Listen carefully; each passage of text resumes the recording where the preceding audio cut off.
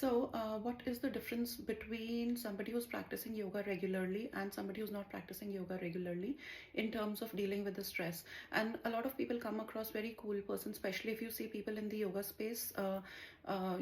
They come across as a very happy, joyous kind of people, stable, not very.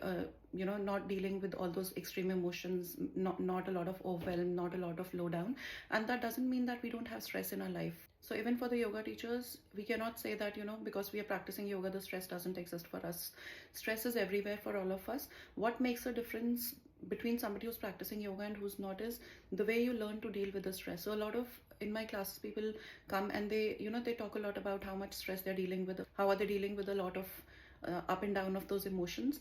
And I often tell them that, before I got into yoga, I have personally dealt with all of those emotions personally, and I know they can be very overwhelming. They can completely take over your body, mind, even your life as well.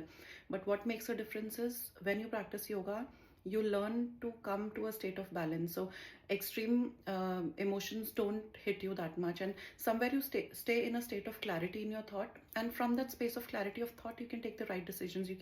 You're able to deal with those stress situations really nicely, and just pave your own path, find your own direction to move away from that state of stress.